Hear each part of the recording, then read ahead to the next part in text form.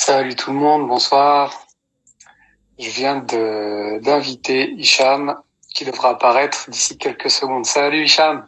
Bonsoir. Salut Jérôme, ça va? Tu vas bien? Ça va, je te remercie. J'ai quelques minutes de retard, j'avais un petit souci de connexion, donc j'ai Ok. relancé l'appli. Bon, ça a l'air de bien capter chez toi. Je te vois Oui, bien, oui, je oui. t'entends bien. Juste le soleil un peu qui me dérange. Attends. C'est mieux comme ça? Écoute, pour nous, c'est bon, hein. Ouais? Ok. Ouais. Bon, t'as eu le temps de manger, tu reviens de l'entraînement? Oui, j'ai fait un peu cardio aujourd'hui. Et je viens de Ok. rentrer là, j'ai pris ma douche. J'ai accéléré un peu. J'ai mangé vite fait. Ok. En tout cas, merci d'être là, merci d'être avec nous. Avec Pour plaisir, merci. commencer, Pour commencer, est-ce que tu pourrais te présenter simplement et te présenter toi et puis résumer ton parcours? Je m'appelle Hicham Moujtahid. Je suis algérien belge. Je suis boxeur professionnel. Euh, J'ai 28 ans, ça fait 10 ans, je suis professionnel. J'ai plus de 50 combats en pro. Euh, j'ai gagné le tournoi Savate Pro, le KFWC en 2017, champion du monde de 60 kilos. Et voilà. Tu peux nous parler aussi des autres disciplines et de ton parcours, de comment tu as commencé et Bien sûr, ce oui. qui a fait ton parcours. J'ai commencé à l'âge de 13 ans avec des cours de boxe anglaise au début. Et mais vite fait, j'ai un peu goûté au pied-point, donc j'ai participé à d'autres cours aussi avec les jambes, les genoux. Donc j'ai fait un peu de Muay Thai, j'ai fait un peu de kick à l'âge de 13-14 ans. Et ça m'a plu encore plus en fait parce que c'est un sport plus complet. Je kiffe toujours la boxe anglaise. Hein. Je suis trop fan. Je suis tous les gros combats aux États-Unis et tout, mais voilà, là il me fallait un peu plus, donc j'avais besoin. Je me sentais mieux, quoi, tu vois. Vraiment un Ok. jeu plus complet avec les jambes et tout. Et voilà, je me suis lancé en K1 au début avec mon entraîneur. Ok. Et c'est parti très vite, en fait. Après 6 mois, j'ai fait mon premier combat en amateur. Et j'ai gagné et j'ai pris goût et voilà. J'ai continué. Puis chez nous en Belgique, c'est classe D, classe C, classe B. Et puis à un certain moment, j'avais 18 ans. Je devais encore faire quelques classes B. Mais ils m'ont proposé déjà mon première classe A contre Redouane Boukerch à l'époque. Un grand nom. Même maintenant, je crois qu'il est toujours actif. Un très bon boxeur. On a fait notre premier combat classe A. Et je doutais un peu, tu vois, je me sentais pas encore prêt parce que classe A, c'est quand même un peu différent. C'est un peu par rapport Et aux classes B. je crois qu'en Belgique, le niveau est très relevé en pied-point. Oui, oui, En voilà. Et kick et en K1. surtout qu'il venait d'une école qui était très connue, d'Hollande. Et je savais qu'il y avait des bons boxeurs là-bas. Et voilà. Donc, l'organisateur, en fait, il voulait, comme j'avais pas d'adversaire pour moi, pour faire un combat classe B à 60 kilos, il m'a dit, écoute, il y a Redouane qui va faire son première classe A et j'ai toujours aimé vous voir boxer. Est-ce que tu veux pas faire déjà ton classe A, quoi? Ok. Moi, je voulais pas. Donc, Mon entraîneur, il m'a dit, oui, oui, vas-y, on fait, t'es prêt et tout.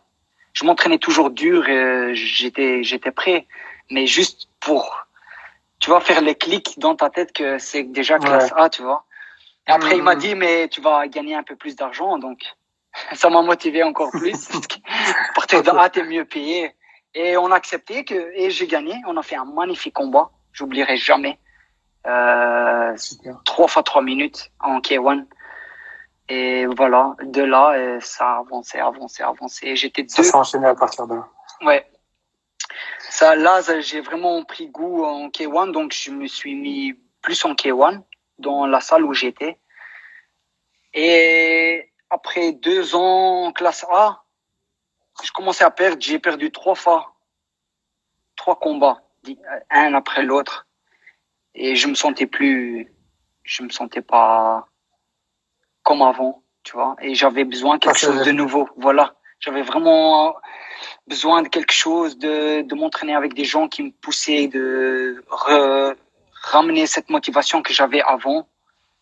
Et de là, je suis parti chez Valon Bacha à Bruxelles. D'accord. Ah, parce que là, tu nous parlais de ton entraîneur. Oui. Donc, t'étais formé dans un club et ensuite, tu es parti chez Valon, donc à Bruxelles. Oui, voilà. Dans un second temps. Et c'était en 2012. 2012, je suis arrivé chez Valon. Et de là, en fait, à partir de 2012, c'est Valon qui m'a fait goûter aussi un peu le Muay Thai. Parce qu'avant, je boxais, mais c'était amateur, c'est différent. Mais à partir de quand j'étais en classe A, je suis arrivé chez Valon.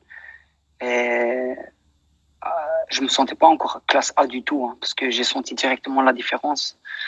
Je faisais des sparring avec mes partenaires là-bas et je me suis dit, putain, c'est chaud ici, tu vois, c'est un autre niveau.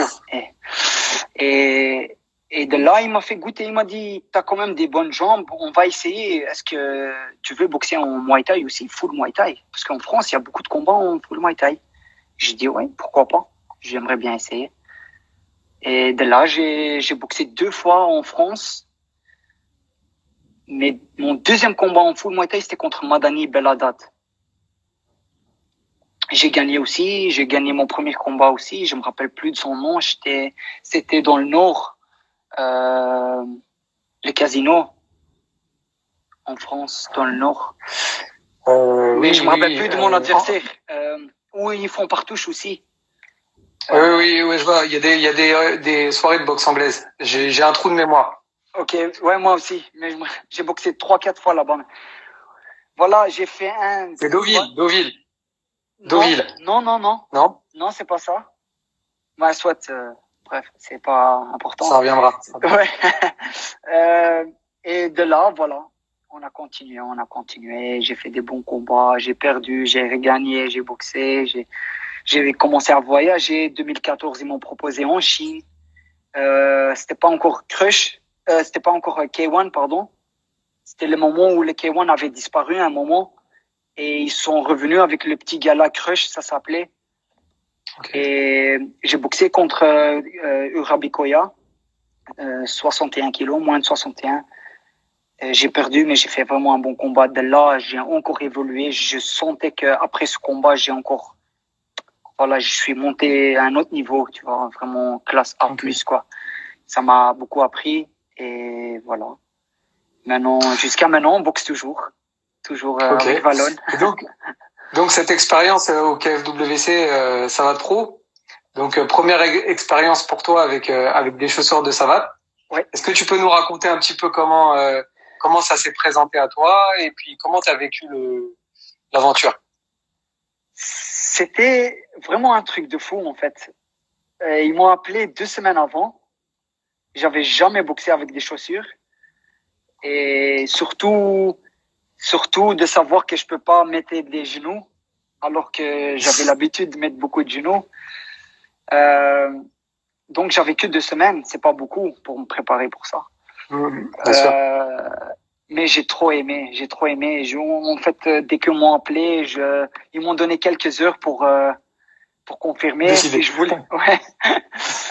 voulais accepter ou pas. Et je me suis dit pourquoi pas, on va essayer. J'aime bien les challenges, tu vois. Et jusqu'à maintenant, tout ce qui vient à la dernière minute, ça m'a toujours beaucoup appris, tu vois. Ça m'a donné goût.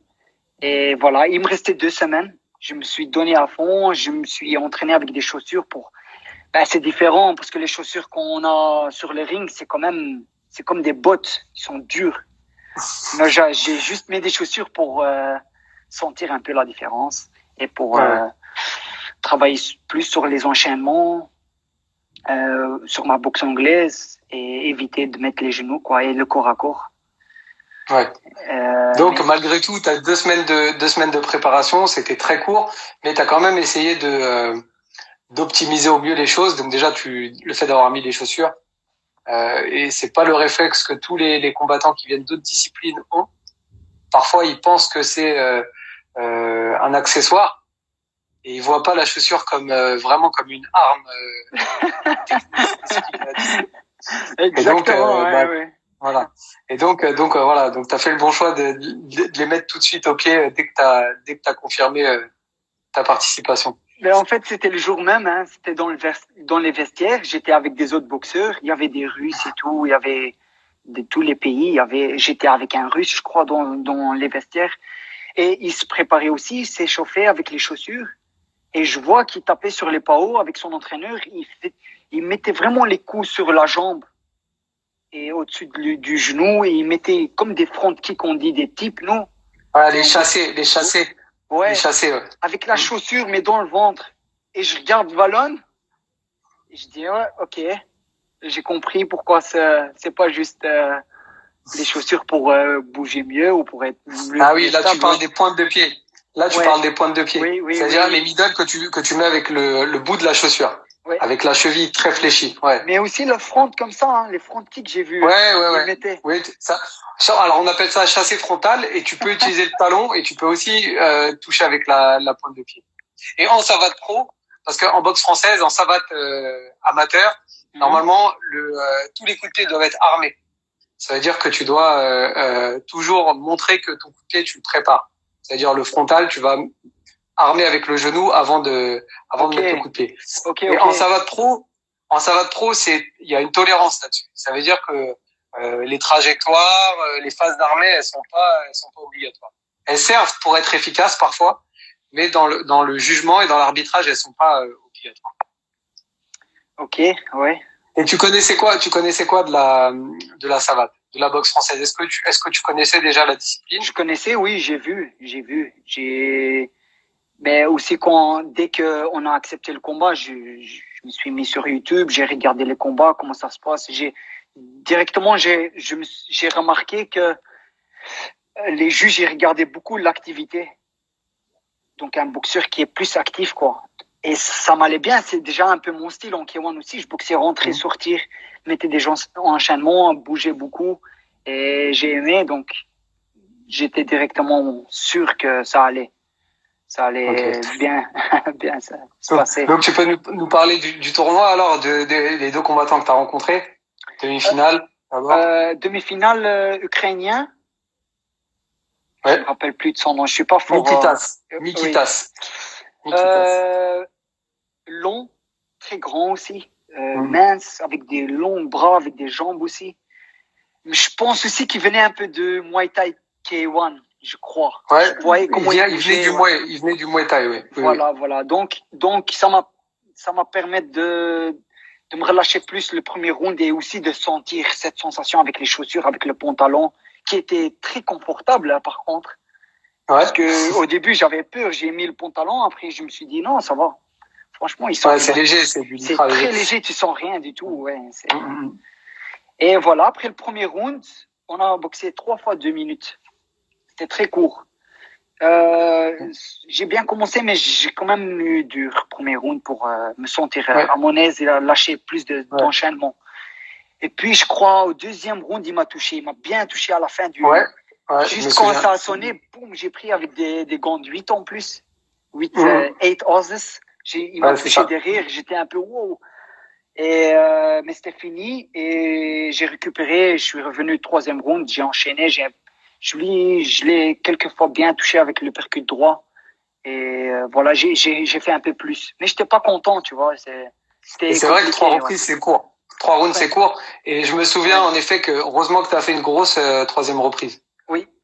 Gros troisième round qui a permis de faire la différence parce que, je crois que c'est la deuxième. La première était équilibrée. La deuxième, tu te fais toucher, tu reviens à la fin et tu fais une grosse troisième reprise. Et je crois que l'Ukrainien te touche, mais il voit pas qu'il te touche. Non. Il a pas vu. Et c'était vite fait le gong, tu vois, c'était fini le round. Et je marchais vers mon coin et j'étais wow. J'étais vraiment bien touché. Et Valon, il a vu et il m'a bien réveillé pendant la pause. Et mais heureusement qu'il a pas profité de ça. Et donc ensuite en finale, là, tu rencontres un combattant issu de la boxe française, Yanis Goussev. Oui. Oui. J'avais. Donc, qui touche aussi, qui a combattu aussi dans d'autres disciplines, mais c'est un produit de la boxe française, Yanis. Oui, ça se voit directement son style, c'était vraiment ça. C'était vraiment pur, très beau, très technique à voir aussi. Et c'était un peu. Mais comme j'avais gagné, tu vois, quand tu gagnes un combat, un tournoi, c'est différent. J'avais déjà l'expérience avec des tournois. Je boxais beaucoup des tournois. Et après le premier combat, dès que tu gagnes, c'est bon. Tu vois, le mental, il est vraiment à 200%. La motivation remonte, quoi. Voilà. Et je me suis dit, putain, je suis dans le final. À 2 semaines, je savais même pas que je devais boxer. Et voilà, l'aréna est complète et remplie. C'est un beau show et je dois vraiment gagner. Et je savais que ça n'allait pas être facile avec lui. Il bougeait aussi beaucoup, il était rapide, technique. Mais voilà, on a fait ce que on pouvait et j'ai gagné, quoi. En plus, c'était 5 rounds, c'était mieux encore. J'aime bien les combats 5 rounds. Même en Muay Thai, 5x3, ça. Je suis une diesel, je viens toujours après une 3e round. Je deviens, tu vois, ma condition physique est plus, je suis plus long, quoi. Et ça m'a aidé aussi. Est-ce que t'as réussi, enfin, l'adaptation entre des reprises des rounds de 3 minutes et des rounds de 2 minutes? Comment t'as adapté ça dans ta préparation? On mettait toujours les rounds sur 2 minutes, même les sparring et les palettes. Mais par contre, on a augmenté vraiment le niveau de travail. Dès que ça sonne, il faut rentrer dedans direct et plus d'enchaînement. Parce que 2 minutes, c'est vraiment, ça passe trop vite. Très rapide. Ouais, très, très vite. Il faut vraiment profiter parce que avant que tu te réveilles, ça peut être déjà terminé. Tu perds par point. Ouais. Mais bon, ouais, voilà. On avait que 2 semaines, comme je t'ai dit, c'était vraiment limite, quoi.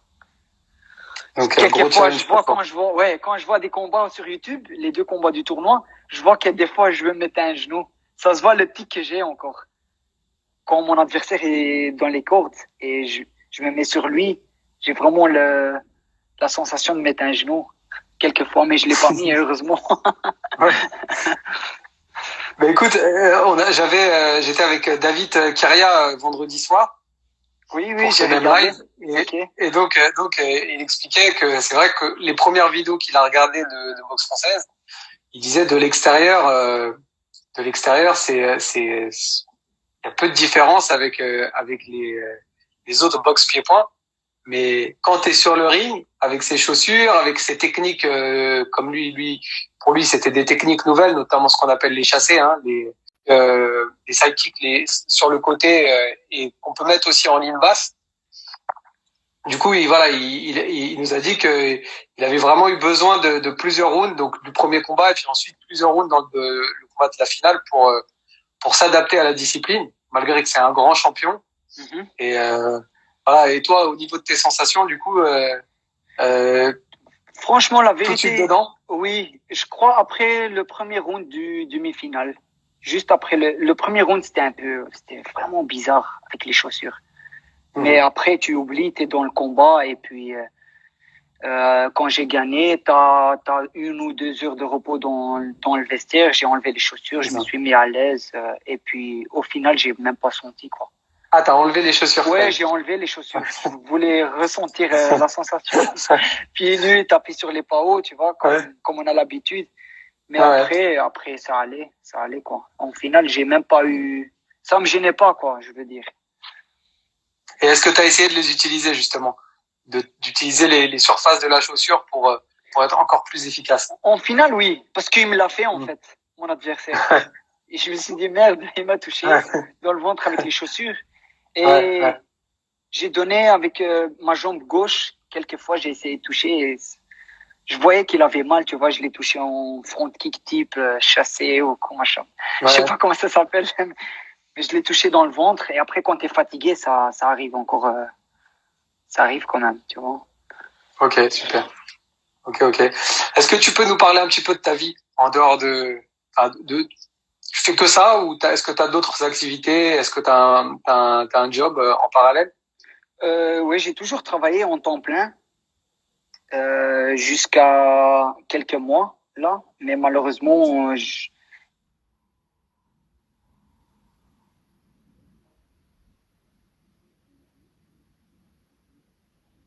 j'ai arrêté mon travail pour me concentrer sur le combat que j'avais en avril. Mais avec tout ce qui se passe maintenant, malheureusement, c'est annulé. Mais j'ai toujours travaillé. J'ai un job temps plein dans l'orthopédie. Ok. Donc, t'es orthopédiste? Orthésiste plutôt. Orthésiste, d'accord. C'est la production. On fait les bottes et les appareillages pour les gens handicapés sur mesure. Et depuis 6 ans, je fais ça. C'est mon premier travail après l'école. Mais comme c'est facile à gérer avec la boxe, donc j'ai toujours eu un plan B, quoi. On sait jamais, je casse ma jambe, je peux pas boxer. Tu vois, je voulais jamais mettre tout sur la boxe pour pas prendre ce risque. Mais voilà. Bah écoute, c'est plutôt sage. Et donc t'arrives à t'entraîner 2 fois par jour? Comment t'organises ton entraînement? Malheureusement, pas 2 fois. Quand je travaille, c'est tous les jours. Je m'entraîne tous les jours, mais le soir, que le soir. Ok. Quand le combat, quand il reste, par exemple, 2-3 semaines et ça augmente un peu au niveau cardio et tout, j'essaye, mais je te dis la vérité, c'est dur de m'entraîner aussi avant mon travail. Mais ça veut dire que je dois me réveiller à 5 heures du matin. Ouais. Courir et puis aller travailler et le soir essayer de me reposer, faire une sieste, manger comme il faut. Comme je travaille de 8 à 16 heures, c'est quand même facile. C'est des horaires, ça va, basic, quoi. Et le soir, je m'entraîne aussi à 20 heures chez Valon, en boxe. D'accord. Ok. 6 sur 7. Tous les soirs dans le même club? Du coup, tu as une structure? Oui, dans le même club. Dans le même club, ça veut dire chez Valon, mais dans différentes salles. On a 2 salles, en fait. On a le Da Vinci Fighting, où il y a que les fighters, c'est des cours pro. Et on a les lundis, mercredis, vendredis à Émergence. C'est une grande salle de boxe anglaise à Bruxelles. Et là, c'est mélangé. Mais on s'entraîne toujours avec les pros, bien sûr. Mais les techniques sont un peu plus variées, plus basic, plus technique. Alors que le cours pro, dans l'autre salle, c'est sparring. C'est un autre level, quoi. Et les samedis, c'est complètement sparring, full sparring. On invite souvent les autres clubs, des autres boxeurs qui sont le bienvenu. Et on fait sparring, on tourne entre nous. Est-ce que vous faites beaucoup de sparring dur? Samedi, c'est quand même un sparring dur. C'est le seul jour. D'accord. Des fois, le seul jour. Des fois, on fait 2. Donc, le mardi ou le jeudi aussi, un sparring. Après l'entraînement. Mais c'est plus light. C'est changé ou spécifiquement sur une technique ou 2. Et jouer, quoi, en sparring. Mais le dur, le vrai sparring, c'est samedi. D'accord. C'est comme un combat, quoi. D'accord. Avec les protections? Protection full et on se rentre dedans. 10 rounds, on fait en général. D'accord. Sur 3 minutes? Oui. Toujours 3 minutes. Ok. Sauf quand il y a la savate pro à préparer. Quand il y a la savate pro. Ok. Ouais.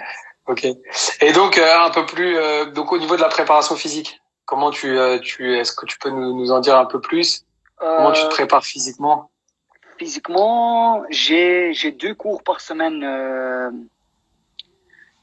CrossFit, c'est pas vraiment CrossFit, c'est de l'endurance. Tu vois, c'est avec les élastiques, les squats, les gainages, tu vois, tout ce qui est musculaire.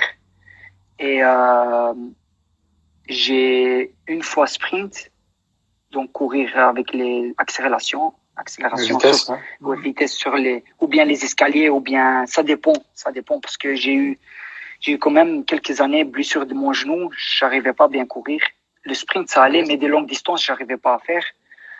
Donc je regardais comment je me sentais, mais les accélérations aussi sur les escaliers, 2 fois physique par semaine et le reste boxe. Mais même la boxe c'est différent parce que j'ai 2 jours. Par exemple, le cours il est moins long, l'entraînement, mais je termine vraiment avec les paros, avec Valon. C'est plus intense que des autres journées, quoi. Il y a des jours où je fais juste technique avec tout le monde et après on fait ou bien un peu, par exemple 3 fois 3 minutes, des 3 rounds sur le low kick pad, tu vois. Juste, bam, bam, travailler. Pas vraiment aller chercher le cœur dans le rouge, tu vois. Ok. Plus l'efficacité ou la technique. Voilà, c'est ça que je veux dire. Et après, quand le combat il reste à une semaine, donc Fight Week, ouais, on diminue tout doucement. J'arrête déjà 10 jours avant la musculation. J'arrête tout ce qui est musculation, préparation physique, et on se concentre plus sur technique, sur les intervalles, tu vois, conditions, et surtout stratégie aussi, la dernière semaine. Ok, donc sur la période d'affûtage, nous on appelle ça affûtage. Exactement, ouais. Pour perdre du poids, rester dans le jeu, mais pas trop te fatiguer. Moins de volume, mais toujours autant d'intensité. Ouais, exactement. Ok, et bon, la période, elle est un peu particulière hein, en ce moment. Je suppose que la Belgique, c'est comme la France au niveau du confinement. Oui, presque la même chose. Vous avez les mêmes règles de confinement à peu près la même chose. Je crois chez vous, c'est un peu encore plus strict, non? Vous pouvez sortir ou pas? On peut sortir, mais il faut remplir une attestation, il faut avoir ses papiers sur soi et il y a des contrôles. Voilà, mais là, globalement, les gens, la plupart des gens sont sérieux, ils restent chez eux. Tu sors juste pour faire les courses ou pour des urgences. Et après, il y a des gens qui travaillent, par exemple les gens qui sont dans le médical ou dans tout ce qui est alimentaire aussi. Voilà, il y a une partie de la population qui travaille. Et sinon, les autres, 3/4 des Français sont à la maison. Ouais. Nous, on ne doit rien remplir. Tu peux sortir. Ouais. Tu peux sortir faire du sport, courir en vélo. Tu peux aller faire des courses avec la distance, bien sûr. Maximum 2 personnes. Mais on ne doit pas nécessairement remplir quelque chose. Les gens qui travaillent, bien sûr, ils ont une attestation du travail. Ouais. Et c'est tout, quoi, je crois. Ok. Donc toi, t'es dans la région wallonne de flamande. Flamande, oui. Ok. Donc le français, c'est ta deuxième langue. C'est ma deuxième langue. C'est pour ça que j'ai l'accent flamand. Ouais. De toute façon, les Belges ont un accent hein, pour nous, hein, et puis les Français ont un accent pour vous. Oui. Mais en tout cas, c'est un effort que tu fais là, du coup, de faire ce live en français, et tu parles très bien français. Ah merci. Mais j'essaye parce que avant d'arriver chez Valone, je parlais presque pas de français. Ah ouais. Oui. Je parlais avec Valone en anglais, mais après 6 ans. Ah oui, carrément. Oui. Parce que Valone ne parle pas le flamand. Pas parce que le côté, comment t'expliquer, le côté la Wallonie, ils ont plus dur d'apprendre le flamand. Même s'ils ont les cours à l'école, c'est plus compliqué. Mais par contre, c'est bizarre, mais les Flamands, ils apprennent plus vite le français. Chez nous, c'est basic, hein, mais il faut le faire, il faut parler. Hein. Et on apprend plus vite que l'inverse, quoi. D'accord. Bon, en tout cas, mais moi, je suis flamand. Je suis né à Louvain aussi, côté flamand, et après, mes parents, ils sont algériens aussi. On a des mots, je comprends plus vite, et j'apprends plus vite. Francophone aussi, ouais. Ouais, voilà. Ok. Et donc là, tes journées en ce moment, du coup, est-ce que tu continues à t'entraîner? Comment tu adaptes ton entraînement avec Oui. Je m'entraîne tous les jours. J'essaie de faire quelque chose. En ce moment, je fais un jour physique, un jour condition, un jour boxe. Ok. Donc, boxe, tout seul, en shadow, tu veux dire? Ouais. Shadow, j'essaye un ami à moi qui est voisin. D'accord. On essaye. Ils nous ont arrêté déjà une fois, ils nous ont rien dit. Hier aussi, ils sont passés, on faisait, parce qu'on était à 2, on travaille en palette un peu, c'est pas un cours 100%, mais ils ont rien dit, donc tant mieux. Donc on essaye de faire palette, un peu pas haut, technique. Condition, je fais une fois courir longue distance, comme aujourd'hui. Et demain, j'ai boxe. Après-demain, j'ai sprint. Je change à chaque fois. Et hier, j'ai fait un peu TRX. J'ai beaucoup de matériel chez moi parce que je donne cours en privé aussi. Je donne Ok. des cours privés et j'ai des élastiques, j'ai tout ce qu'il faut, quoi. Donc, j'ai une TRX, j'ai un truc, tous les petits gadgets pour faire un peu de muscu, tu vois, des programmes D'accord. mais je dois m'entraîner tous les jours parce que sinon je sais C'est pas bien. dormir. J'ai vraiment dur à dormir Ok. après. Ok. Ok. Et on sait jamais, Ok. j'espère que tout se passera vite. Au moins, je resterai actif. Si on Nous, reprend ils nous ont annoncé le 11 mai, ils nous ont annoncé une sortie progressive du confinement. Ah oui? À partir du 11 mai. Mais ça va être très progressif. C'est-à-dire que les activités, elles vont pas reprendre comme avant, tout de Ouais, je suite. On en crois a pas. pour quelques temps, hein. Et voilà, Surtout je dans sais pas. les salles aussi.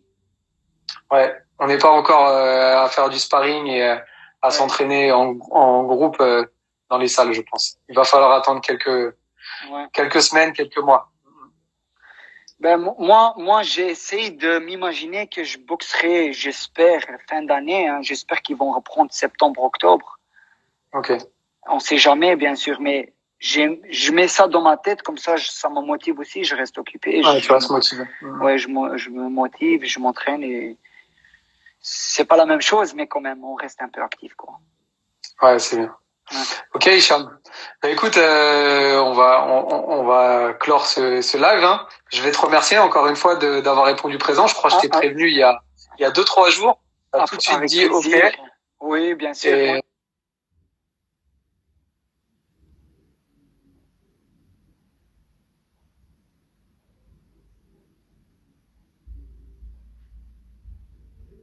voilà.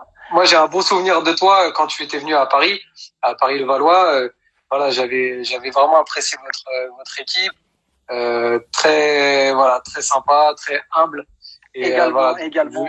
Merci beaucoup. Franchement, on t'a jamais oublié, quoi, après le Ok, 2017. bah, c'est partagé, c'est partagé.